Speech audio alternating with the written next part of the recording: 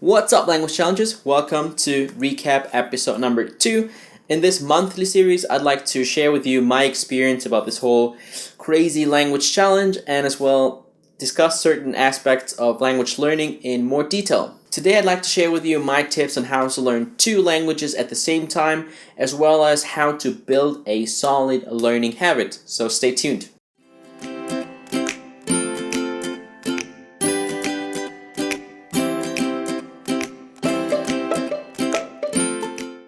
Generally, I do not recommend learning 2 or more languages at the same time, but let's face it, we probably all have had the experience of learning more than just one foreign language at school.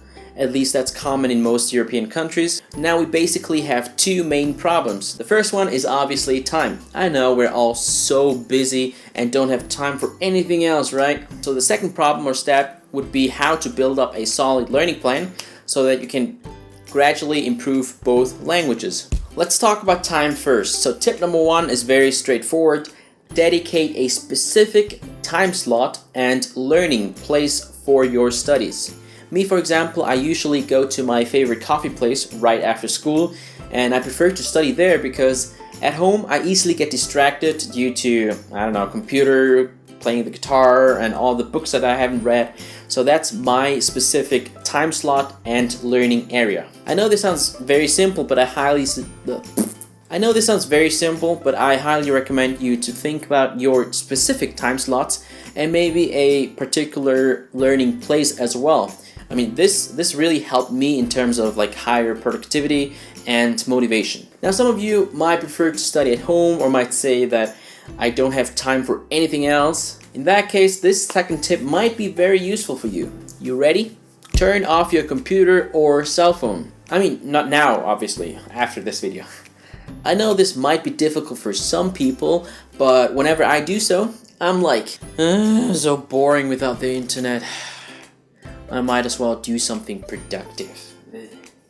I challenge you to unplug yourself from the internet once in a while, and who knows, miracles might happen. Then you might realize how much time you actually have. Let's move on with tip number 3. Now that you do have time, do not sit down and learn 1 or 2 hours straight, but use the so-called Pomodoro Technique. It's very simple. You set an alarm for about 25 minutes later, then you sit down, fully focus on that one particular task until you hear the alarm. Then you can take a break for about 5 or 10 minutes and afterwards repeat the whole circle again. This learning method is a lot more effective because studies have shown that we have an average attention span for about 20 minutes, then we usually get distracted by something else. This really helped my studying because I can mentally prepare myself to fully concentrate on one thing for about 30 minutes, then I know I can take a little break. Plus, it's better to take tiny steps at a time when it comes to language learning. So much about time management.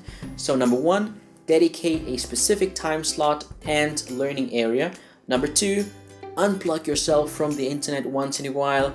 And number 3, use the Pomodoro effect. Now let's move on to the second problem, habits. How can you build up a solid learning habit in order to gradually improve both of your languages? I just finished reading this fascinating book right here, The Power of Habit by Charles Duhigg, and he basically explains how habits consist of 3 core elements. Each habit starts off with a certain cue or trigger, followed by a specific routine, and then finally you get your reward. So the cue or trigger can be anything, a particular time or location, as well as a previous action. For example, whenever I get home, I usually turn on my computer and get on YouTube and open up countless tabs and watch all the videos. Now let's take a look at that habit. The cue or trigger in this case is whenever I get home, or more specifically, whenever I enter my room, I turn on the computer. The routine then is to go on YouTube and watch videos. The reward would be I can relax, I can catch up with all my favorite YouTubers and so on. Now that I know those 3 components of my habit, I can try to change it. Basically, I keep the same cue and reward and only change the routine. In other words, as soon as I get home or enter my room, I need to do something so that I can relax. My goal was to build up a solid learning routine for Japanese, because after I started with Italian, I somewhat neglected my Japanese studies.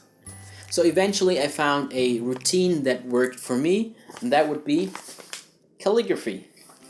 In other words, I use a small brush and practice writing kanjis. So this is my new habit loop. Whenever I get home or enter my room, I practice writing kanji with a small brush. This helps me to calm down a little bit, and as a reward, I feel relaxed. Now the cool thing is, whenever I practice calligraphy, I feel more motivated to continue my Japanese studies. So that's basically another habit loop. Calligraphy is the cue that triggers me studying Japanese, and then I feel proud of myself. If you want to know more about habits and habit formation, I highly suggest The Power of Habit by Charles Duhigg. So those are my tips on how to get more time for language learning, and also how I changed a bad habit into a language learning habit. Finally, I wanted to reveal the next 2 languages. The first one is German, even though I'm not counting it as one of those 10 languages because I grew up in Switzerland, so it's basically my mother tongue. The reason why I decided to include German as well is because I have quite a few language partners right now, and I wanted to be helpful for them or anyone else who wants to study German as well. The second one is Vietnamese. I do count Vietnamese as one of those 10 languages because my Vietnamese is kinda meh. I can speak more or less, but my writing or reading is pretty bad. And my parents are always like, hey, con học tiếng này, tiếng kia, tiếng nọ. Học tiếng Việt trước đi. No more playing, go study. Alright, okay, got it. That's it for today's. Thanks a lot for watching. I hope these tips might be useful for some of you. They definitely helped me a lot. Make sure to check out the other recap videos for more in-depth tips, as well as my videos in Japanese or Italian. Make sure to subscribe for more videos and follow us on Facebook for more updates, and see you next time.